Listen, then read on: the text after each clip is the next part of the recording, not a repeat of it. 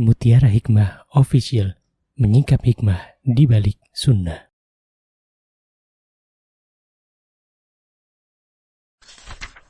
Salurkan donasi terbaik Anda untuk mendukung dakwah Mutiara Hikmah Official. Umroh akhir tahun plus Daurah Parenting Islami bersama Ustadz Hanan Yasir MA, Ustazah Imro'atul Azizah, 2 kali sholat Jumat. Kelas Daurah Parenting setiap hari. Konsultasikan dan daftarkan diri Anda sekarang juga. Mari kita ikut serta dalam pembebasan tanah wakaf untuk pembangunan Masjid Mutiara Hikmah. Bagi Anda yang ingin menyalurkan donasi, bisa melalui rekening Bank BSI di nomor rekening 2200220245 atas nama Masjid Mutiara Hikmah.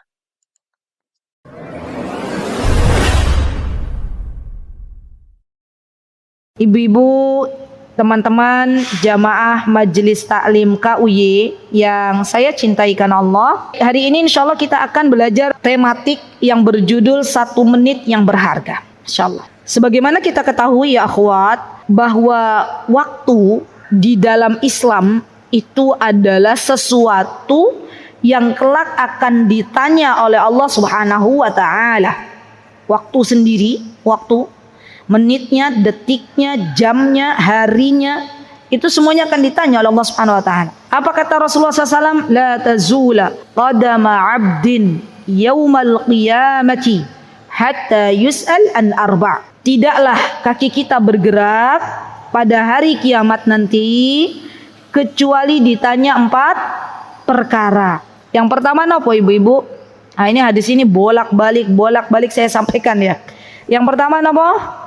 Apa yang pertama ya akhwat? Nah, umur. Ya, umur itu kan kaitannya dengan waktu. Ya. An umrihi fima afna. Allah akan tanya usia kita, umur kita, waktu kita.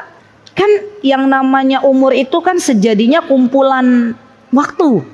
Kumpulan hari demi hari, menit demi menit, jam demi jam, detik demi detik. Bukankah begitu ibu-ibu?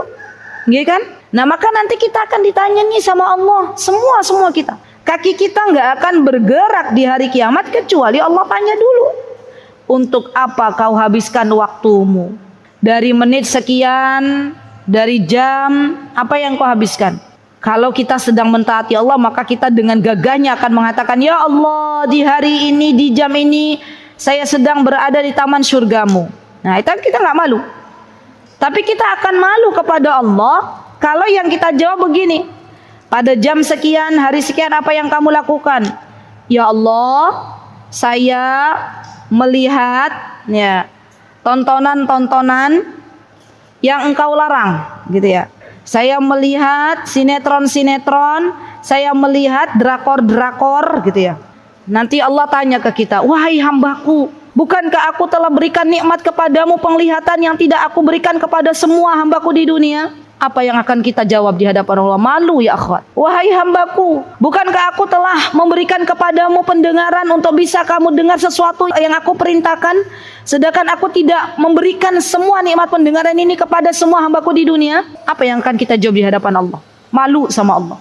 Dan para ulama termasuk Syekh Utsaimin rahimahullah ta'ala, beliau mengatakan, kata beliau, sering-sering minta sama Allah. Apa yang kita minta sama Allah? Agar Allah berikan keberkahan waktu. Karena waktu itu yang akan ditanya sama Allah. Kita tuh minta sama Allah, ya Allah, berikanlah kepada kami waktu yang barakah.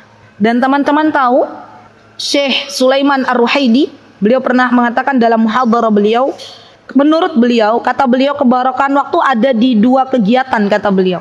Coba yuk kita lihat.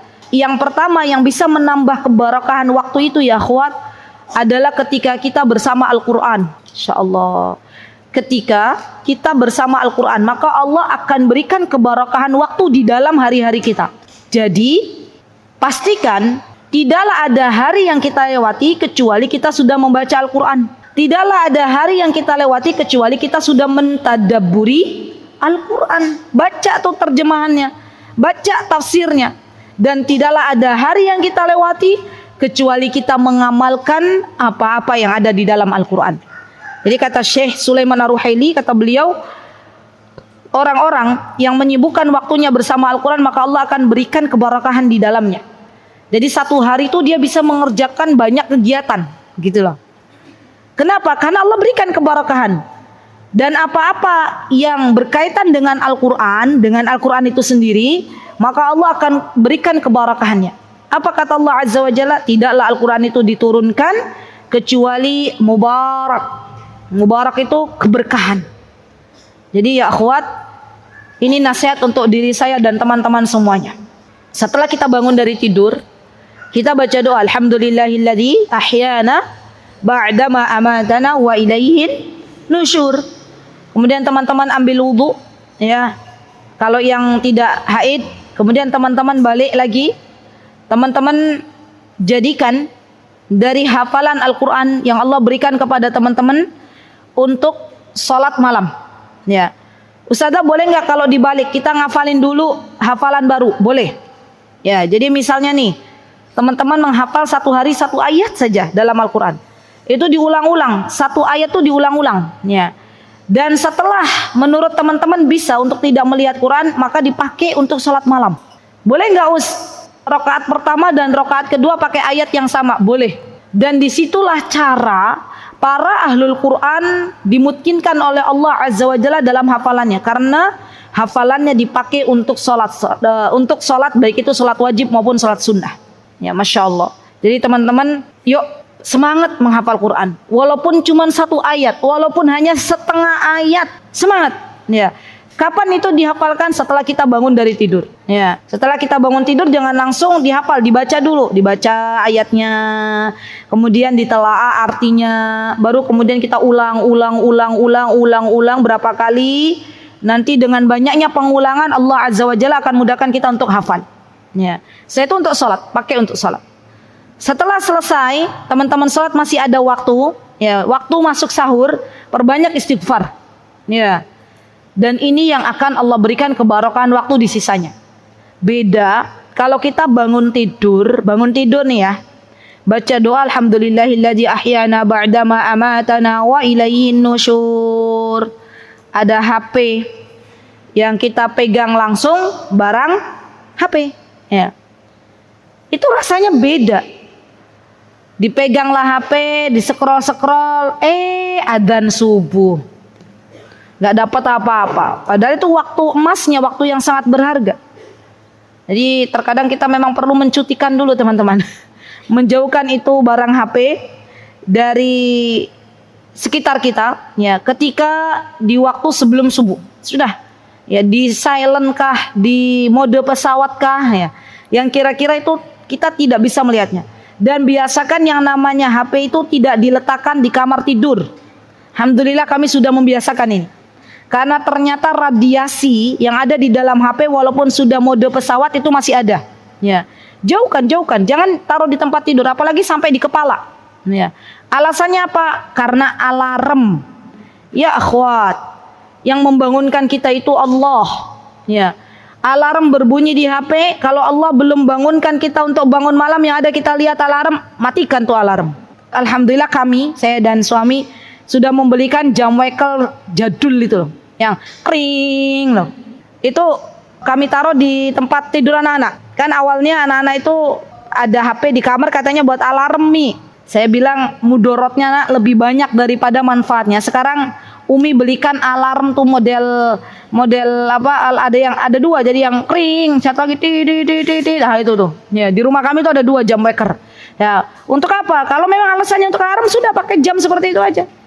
Kan lebih aman tuh teman-teman. Ya. Dan ini tolong teman-teman, tolong ini kerjakan. Kenapa? Karena semakin banyak radiasi di kamar kita, itu akan membuat tidur kita pun tidak berkualitas. Ya. Jadi sekali lagi bahwa ketika kita bangun tidur, yang pertama kali kita lakukan adalah membaca firman ya Allah Subhanahu wa ta'ala. Maka Allah akan berikan keberkahan di dalam sisa-sisa waktu kita. Yang kedua, kata Syekh Sulaiman Ar-Ruhaili, yang menambah keberkahan waktu adalah ketika kita disibukkan ya oleh Allah Azza wa Jalla untuk berbakti dengan orang tua kita, kepada orang tua kita. Kalau orang tua kita masih ada. Ketika seorang hamba itu diberikan taufik untuk banyak menyibukkan waktunya dalam berbakti kepada orang tuanya. jika orang tuanya masih ada. Maka Allah akan berikan kebarokan dalam waktunya. Pertanyaannya, bagaimana kalau orang tuanya sudah tidak ada? Apa yang perlu dilakukan? Yang perlu dilakukan adalah berbakti kepada pasangannya, kepada suaminya yang sudah punya suami. Ya. Bagi yang belum punya suami bagaimana? Gitu ya. Yang belum punya suami, sibukkan untuk mengurusi keluarganya. Keluarganya. Kalau suaminya sudah meninggal, masih ada anak-anak, ya sudah. Kita sibukkan untuk mendidik anak-anak. Itu yang akan Allah berikan keberkahan waktu di dalam hidupnya. Masya Allah, Masya Allah. Jadi teman-teman yang punya orang tua, yang masih ada orang tua, dan diberikan kesibukan mengurusi orang tua, maka berbahagialah. Disitulah jalan Allah Subhanahu wa Ta'ala dalam mencintai teman-teman semuanya. Masya Allah. Baik. Kemudian ya akhwat, setelah kita menyibukkan diri kita dengan waktu, begitu pentingnya waktu, dan diantaranya adalah yang kelak akan ditanya oleh Allah Subhanahu wa Ta'ala di 4 perkara ini. Yang kedua adalah Allah Azza wa Jalla berfirman di dalam Al-Quran. Ini ya, apa kata Allah Subhanahu wa Ta'ala dalam surat Al-Asr? Wal 'asr innal insana lafi khusr. Allah Azza wa Jalla bersumpah dengan waktu, dengan masa. Dan kata para ulama, apa yang Allah Azza wa Jalla jadikan dari makhluknya sebuah sumpah, maka itu adalah sesuatu yang penting yang harus kita prioritaskan. Jadi ketika Allah Azza wa Jalla bersumpah wadduha wal laili idza saja, gitu kan ya? Ada tuh banyak waktu.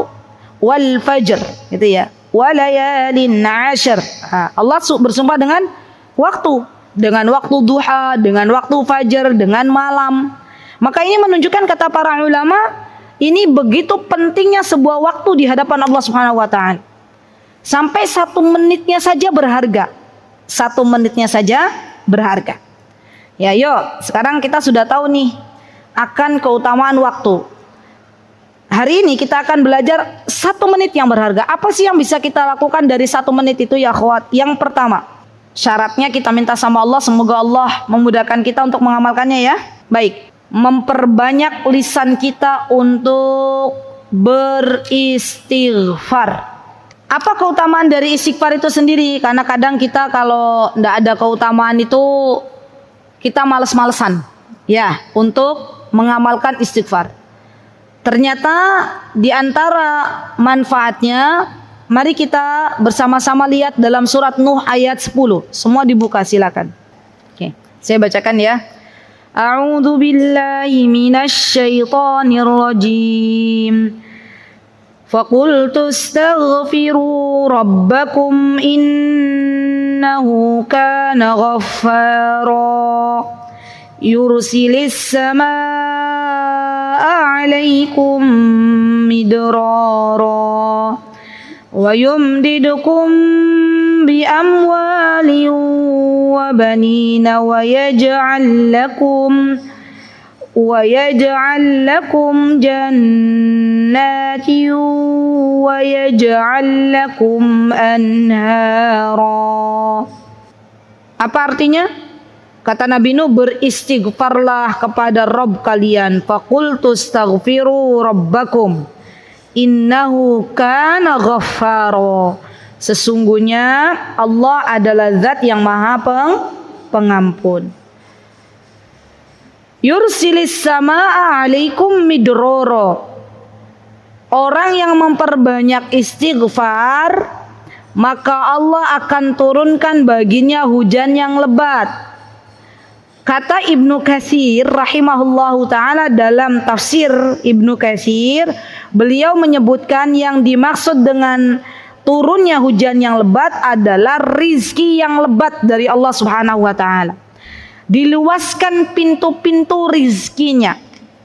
Jadi kalau pengen diluaskan pintu rizkinya ya akhwat, jangan kita ambil sebab sesuatu yang Allah larang. Contoh, banyak di antara kita yang pengen diluaskan rizkinya oleh Allah, dilariskan dagangannya, dibukakan keran-keran rizkinya, datangnya kemana? Ke orang pintar, kata mereka, ke para dukun, ya. Dan diberilah jimat-jimat yang diperintahkan digantungkan di tempat dagangannya, gitu kan? Atau biasanya kita sebut dengan penglaris. Nah, itu kan sesuatu yang bertentangan dengan apa yang Allah Azza wa Jalla perintahkan.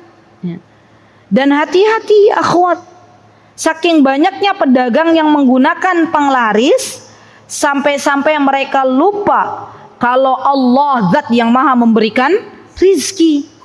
Masya Allah. Atau kita datang ke orang pintar mengatakan saya mau beli maharnya. Nah, kita sekarang banyak toh orang-orang pintar berkedok, orang alim, ulama, tapi ternyata menjual mahar. Atau menjual mahar enggak? Menjual amalan-amalan. Nanti orang pintar ini, orang berilmu ini akan berkata begini kepada orang yang minta, oke, sekarang maharnya berapa? Ini ada loh teman-teman, kisah nyata di Indonesia. Saya maharnya 10 juta, saya maharnya semakin besar mahar, maka amalan-amalannya itu akan semakin bombastis. Ya. Kata orang pintar ini bilang ini, ya sudah kamu baca dalam keseharian, baca bismillah 1000 kali. Ya. Yang dibaca tidak menyimpang, tapi bilangannya itu yang tidak pernah diajarkan oleh Nabi kita Muhammad SAW. Kamu kalau pengen rizkinya turun lebat, maka dalam kehidupanmu syaratnya nggak boleh makan nasi mutih namanya. Nah, itu kan juga sesuatu yang di luar logika gitu. Jadi jauhi sesuatu yang bertentangan dengan syariat dan ternyata ada yang sesuai dengan anjuran dari Allah Subhanahu wa taala. Apa di antaranya? Perbanyak istighfar. Jadi yakinlah istighfar itu akan membukakan pintu-pintu rizki. Dan ketika kita mengamalkan amalan ini harus yakin. Jangan opo iyo, masa istighfar bisa membuka pintu-pintu rizki. Kan kadang begitu kita. Kita nggak yakin 100%. Padahal dalam masalah ibadah itu yang harus ditekankan apa ya teman-teman? Yakin, yakin. Coba deh teman-teman amalkan ini, yakin aja. Ya perbanyak istighfar. Baik itu dengan kalimat astaghfirullah wa atubu ilaih ataupun sayyidul istighfar. Allahumma anta rabbi la ilaha illa anta khalaqtani wa ana abduka wa ana ala ahdika wa wa'dika mastata'tu a'udzu bika min syarri ma sana'tu abu'u laka bi ni'matika 'alayya wa abu'u bi dzambi faghfir li fa innahu la yaghfiru dzunuba illa anta. Bu-ibu, yang namanya sayyidul istighfar itu bukan hanya dibaca di dzikir pagi petang. Boleh kita memperbanyak sayyidul istighfar itu. Ketika kita sedang menunggu, daripada lisan kita tidak mengucapkan sesuatu, baca sayyidul istighfar. Ustazah, sayyidul istighfar kepanjangan gitu ya. Coba teman-teman baca sayyidul istighfar, nggak nyampe 1 menit udah rampung gitu. Kalau memang menurut teman-teman sayyidul istighfar ini kepanjangan, ya sudah, perbanyak istighfar saja. Astagfirullah wa atubu ilaik. Astagfirullah. Astagfirullah wa atubu ilaik. Sudah cukup itu. Perbanyak. Semenit dapat berapa itu istighfar? Minimal 60 kali. Ya. Coba teman-teman hitung. Hari ini kita sudah beristighfar berapa kali? Hitung masing-masing. Ya. Jangan-jangan kita beristighfar hanya setelah sholat. Ya. Habis subuh tadi istighfar alhamdulillah. Padahal yang namanya istighfar itu tidak terbatas dengan bilangan tertentu. Boleh semakin banyak istighfar yang kita ucapkan, semakin banyak pula keutamaan yang akan kita dapatkan. Baik, jadi di antara keutamaan istighfar adalah membuka pintu-pintu rizki. Baik, kemudian yang namanya rizki ya akhwat, ini yang perlu saya luruskan. Yang namanya rizki itu bukan hanya uang melulu. Bukan. Yang namanya rizki itu bukan hanya dagangannya laris. Bukan. Tapi ketika Allah Azza wa Jalla berikan kepada kita anak-anak yang salih dan salihah, yang mau bangun sholat subuh, gak meninggalkan sholat subuh tepat pada waktunya, itu rizki. Masya Allah. Teman-teman punya suami, suaminya mau membangunkan kita sholat malam, suami kita mau pergi ke masjid untuk melaksanakan sholat wajib, itu juga rizki. Masya Allah. Dan itu rizkinya mahal harganya. Ya. Nanti bersyukur ya akhwat. Kalau teman-teman punya suami yang masih mau sholat di masjid itu benar-benar ya Allah alhamdulillah, alhamdulillah, alhamdulillah gitu. Bersyukur sama Allah. Jangan dimarah-marahin suaminya. Ya. Suaminya sudah mau sholat di masjid, ya, mencari nafkah, ya bawa pulang uangnya nggak sesuai dengan harapan kita, kita marah-marahin suami kita. Padahal itu suami sudah berusaha menjadi orang yang baik, menjadi orang yang solih, dan itu juga rizki. Teman-teman punya tetangga yang baik, itu juga rizki. Ya, teman-teman punya circle, ya, komunitas yang salihah, itu juga rizki. Teman-teman mendapatkan ilmu yang bermanfaat, itu juga rizki. Teman-teman disehatkan oleh Allah, itu juga rizki. Masya Allah. Banyak kan Bu rizkinya Bu? Ya, banyak. Jadi rizki itu bukan melulu kita ditambahkan oleh Allah uang, bukan. Itu sempit sekali. Ya, kita mengartikan rizki dari Allah.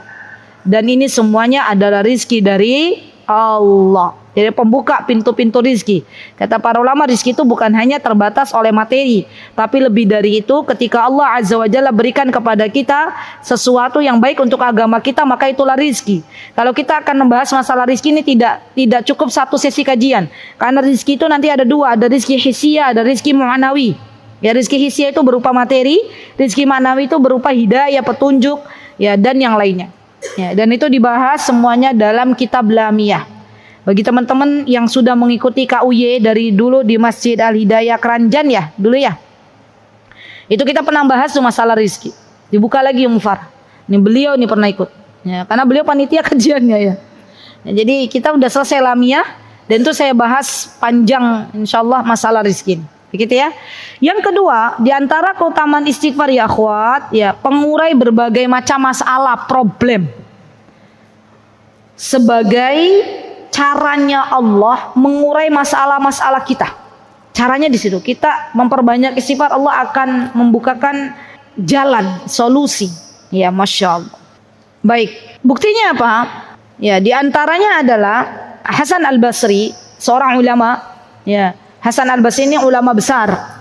Ketika beliau didatangi oleh banyak laki-laki yang bertanya kepada beliau, mengeluhkan berbagai macam problematika, masalah, maka jawaban beliau sama, perbanyak istighfar. Jadi disebutkan di dalam sebuah athar ya, bahwa yu'assiru 'anil Hasan al-Basri tahmiltu anna rajulan syaka ilaihi al-janab. Ya. Seorang laki-laki mengadu kepadanya terkait musim kemarau yang menimpa. Jadi nggak ada hujan. Jadi zaman dulu tuh ada tuh teman-teman, kemarau yang berkepanjangan tuh sudah ada. Maka laki-laki ini mengadu kepada Hasan Al-Basri, wahai Syekh, bagaimana ya kondisinya ini, kemarau panjang, akhirnya apa, tanaman pada mati, hewan ternak pada mati, tanah-tanah juga keras gitu ya, tidak keluar air. Maka kata Hasan Al-Basri, apa kata Hasan Al-Basri? Istaghfirillah, beristighfarlah kepada Allah, minta ampun kepada Allah. Datang lagi seorang laki-laki yang dia mengabarkan kepada Hasan Al-Basri nggak dikasih anak oleh Allah, belum dikasih keturunan oleh Allah. Maka kata Hasan Al-Basri, istaghfirillah, beristighfarlah kepada Allah. Datang lagi laki-laki kepada Hasan Al-Basri bahwa selama ini dia belum mendapatkan jodoh. Apa kata Hasan Al-Basri? Istaghfirillah, ya beristighfarlah kepada Allah. Maka kemudian seorang laki-laki yang di dekat Hasan Al-Basri bertanya kepada Hasan Al-Basri, wahai Syekh, ya, dari tadi saya bersama dirimu, jawaban Anda itu beristighfarlah kepada Allah untuk setiap orang yang bertanya kepada Anda. Maka kata Syekh, ketahuilah, Masya Allah jawabannya bagus ya, jika Allah sudah mengampuni seorang hamba atas dosa-dosanya, maka Allah akan bukakan semua pintu kemudahan untuk diri seorang hamba. Masya Allah. Jadi Allah tuh ibaratnya gini ya akhwat. Kalau ada keran tuh ya, air yang harusnya mengalir, tiba-tiba di dalamnya ada sumbatan. Entah itu sumbatannya lumut yang sudah lama mengerak atau sebagainya ya, dan lain sebagainya. Nah, istighfar tuh seperti kita itu sedang membersihkan ya kotoran-kotoran yang ada di keran itu, yang akhirnya air tuh mengalir deras. Itu dia, menghilangkan sumbatan-sumbatannya.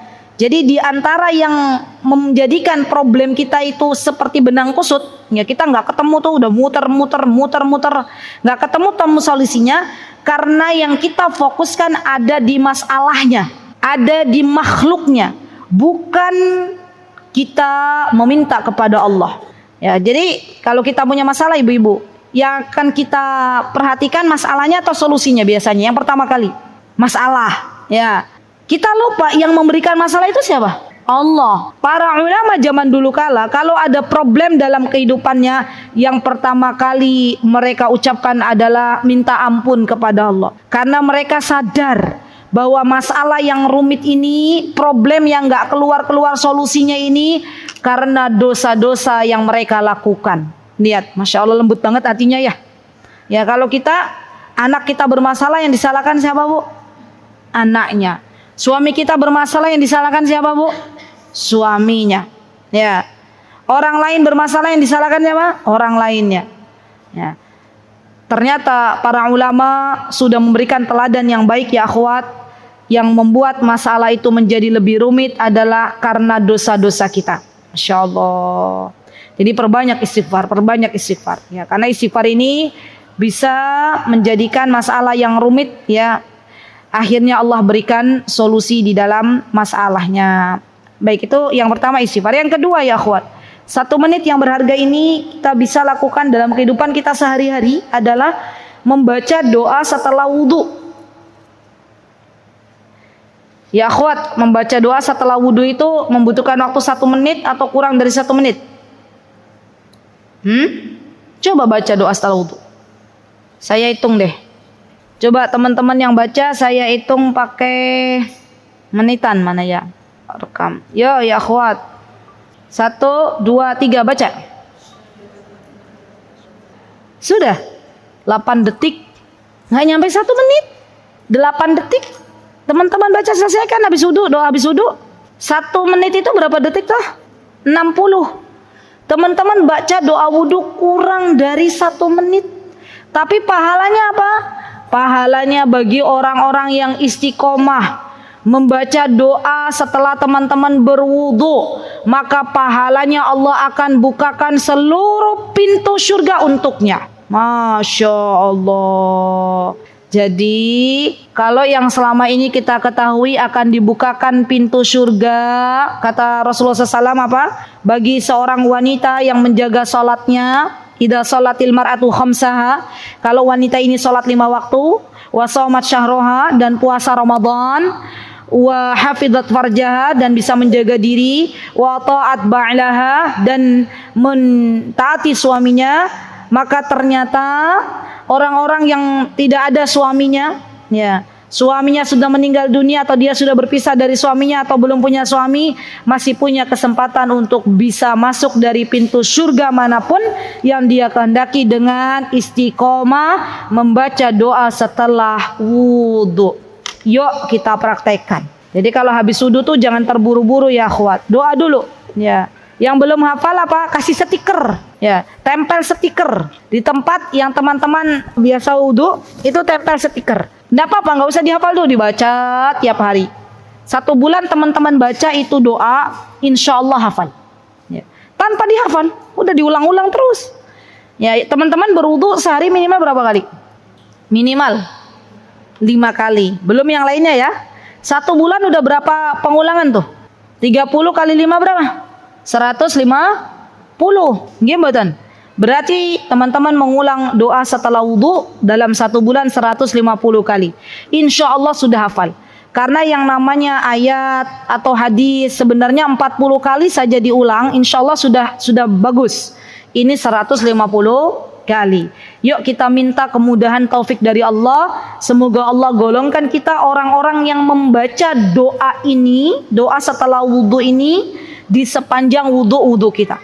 Ya akhwat, banyak kita nih yang hadir nih, banyak sudah tahu teorinya ini. Ya, saya yakin seyakin-yakinnya teman-teman mendapatkan teori ini bukan pertama kali di sini. Tapi coba kita tengok pada diri kita sendiri. Apakah doa ini sudah kita amalkan dalam kehidupan kita sehari-hari atau belum? Ya kalau kita masih jarang, ya maka kita minta sama Allah, ya Allah jangan tinggalkan fadilah yang besar ini, keutamaan yang besar ini.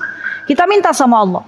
Orang yang melazimkan, orang yang memaksakan diri pertama kali untuk terus membaca doa ini, maka Allah Azza wa Jalla akan otomatiskan hamba Allah yang ini untuk terus membaca doa setelah wudhu. Pertamanya dipaksa ya akhwat. Yang namanya ibadah itu awal-awal tuh berat. Tapi nanti insya Allah kalau sudah biasa, sudah istiqamah, maka otomatis setelah berwudu Allah akan antarkan dia untuk membaca doa setelah wudu. Ya, baik. Yang ketiga, membaca ayat kursi sebelum tidur. Ya akhwat, kita nih, saya, teman-teman semuanya, ibu-ibu semuanya. Dulu waktu kecil ingat enggak? Apa yang dikatakan oleh orang tua kita?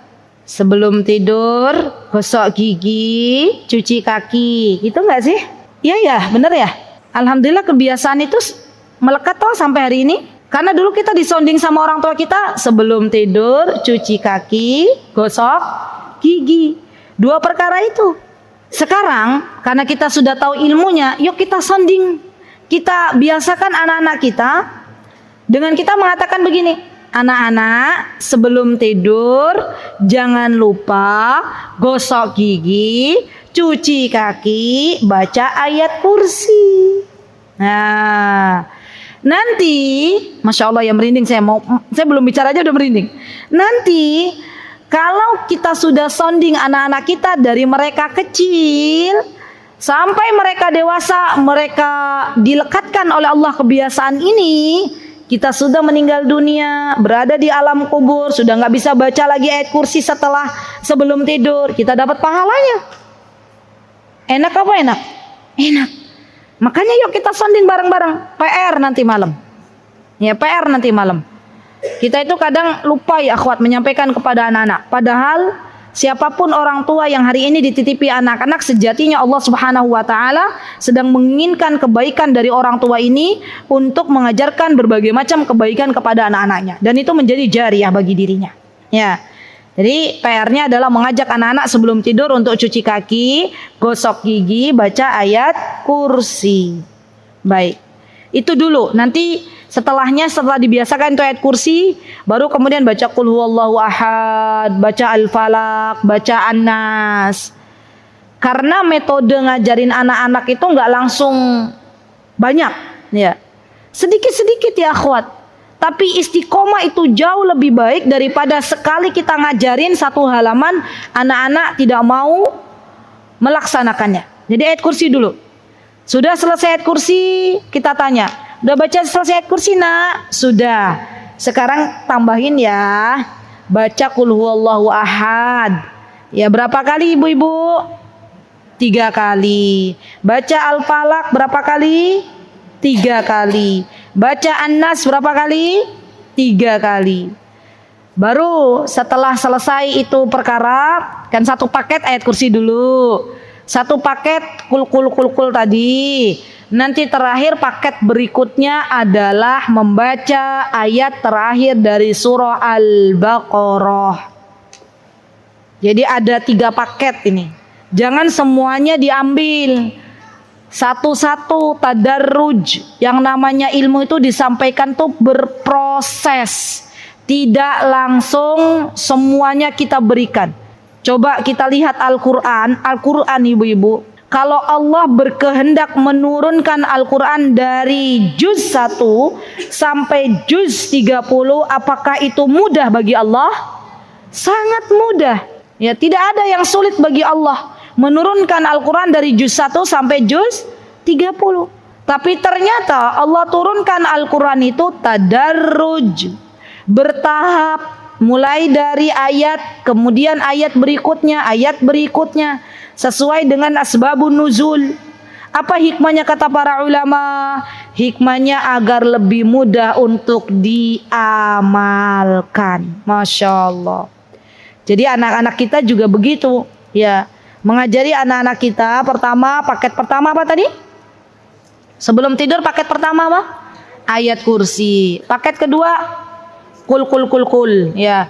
Paket ketiga 2 surah terakhir dari surah Al-Baqarah. Baik, apa faidahnya membaca ayat kursi sebelum tidur? Di antara faidahnya kata Rasulullah SAW, barang siapa yang membaca ayat kursi sebelum tidur, maka Allah Azza wa Jalla akan jaga, ya, akan jaga orang ini, akan jaga siapapun yang membacanya, ya, dilindungi dari setan hingga pagi hari. Masya Allah, Masya Allah. Jadi kita sounding nak, kalau pengen dijaga sama Allah tidurnya, ayo baca ayat kursi gitu. Dan baca ayat kursi kan nggak nyampe 1 menit toh. Iya nggak teman-teman? Coba teman-teman baca ayat kursi berapa menit sih? Saya hitung lagi. Baca ya akhwat, mulai. Sudah? Sudah? Nah ini pakainya yang sepuh ya. Oke, 31 detik. Masya Allah. Semenit belum? Setengah menit ya. Setengah menit selesai ayat kursi. Masya Allah. Lihat ibu-ibu, 1 menit yang berharga, bahkan kurang dari 1 menit ketika kita membaca ayat kursi sebelum tidur. Dan keutamaannya dijaga oleh Allah Subhanahu wa taala sampai pagi hari. Masya Allah. Kemudian apa keutamaan membaca surah Al-Baqarah?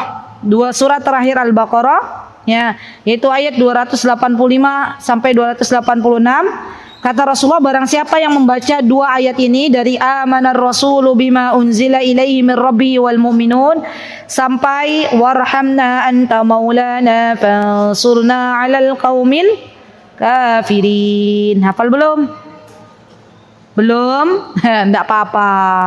Ya setiap hari dibaca, dibuka, baca, dibuka, baca. Sebulan dapat berapa kali pengulangan? 30 kali pengulangan, ya. Dan barang siapa yang membaca 2 surah dalam surah Al-Baqarah, 2 ayat dalam surah Al-Baqarah ini, maka kata para ulama yang menukilkan dari hadis Rasulullah SAW, maka Allah akan berikan kecukupan baginya. Allah akan berikan kecukupan baginya. Masya Allah, Masya Allah. Baik. Ada berapa amal soleh ya akhwat? Coba. Ada berapa poin teman-teman yang sekarang teman-teman dapatkan? Ada berapa? 3. Banyak nah. Yang pertama tadi apa? Oh, istighfar. Yang kedua, doa setelah wudhu. Yang ketiga, ayat kursi. Yang keempat, qul huwallahu ahad qul a'udzu birabbil falaq rabbin nas. Itu kan paketan juga tuh. Yang kelima, 2 ayat surah Al-Baqarah. Sudah cukup 5 dulu. Nanti next belum yang lainnya ya. Ini dulu diamalkan, diamalkan. Ya, semoga Allah Azza wa Jalla meringankan kita untuk bisa mengamalkannya. Wallahi, sebuah materi yang sedikit tapi Allah berikan kemudahan untuk mengamalkannya itu jauh lebih baik daripada berlembar-lembar materi, tapi materi itu hanya sampai masuk ke telinga kiri dan keluar dari telinga kanan. Ini kita memohon kepada Allah waliyadzubillah dari dijauhkannya dari ilmu yang tidak bermanfaat. Jadi 5 ini diamalkan. Kenapa saya bersemangat membagikan ini kepada teman-teman? Karena saya pengen besok ketemu di surga sama teman-teman semuanya. Jangan ada yang tertinggal satupun. Masya Allah. Jadi ada seorang ibu di Timur Tengah itu membangunkan anaknya sholat subuh begini. Bagus banget caranya. Nak, bangun nak, sholat subuh nak. Ya ibu bangunkan kamu sholat subuh itu, ibu gak mau. Ibu gak lihat kamu di surga. Gak mau ada yang tertinggal satupun dari keluarga kita di surga. Katanya gitu, Masya Allah. Kita kalau bangunin anak sholat subuh gimana ibu-ibu? Bangun enggak gitu ya. Ayo bangun. Bentar lagi sekolah. Anaknya yang ada di pikirannya apa, Bu? Sekolah. Jadi masih banyak PR ini kita ini. Ya. Jadi coba bangunkan anak kita untuk sholat subuh dengan nikmat yang Allah berikan. Alhamdulillah ya nak, Allah masih bangunkan kita. Alhamdulillah ya nak, Allah masih berikan kehidupan kita. Ayo sayangku, ayo sholat subuh yuk, bangun yuk. Itu Masya Allah. Jadi sekarang ini gini loh Bu, terakhir anak-anak kita ini zaman sekarang itu dididik ya bukan dengan kekerasan mental. Anak-anak generasi Z, generasi Alpha ya dididik dengan kekerasan seperti zaman dulu ya. tapi dididik dengan kelembutan, dengan doa, dengan motivasi. Itu yang akan mengena pada diri anak-anak. Gitu ya. Baik, alhamdulillah, insya Allah cukup untuk tematiknya. Semoga yang sedikit ini bisa diamalkan. Barakallahu fikunna jami'an. Ya. Mutiara Hikmah Official, menyingkap hikmah di balik sunnah.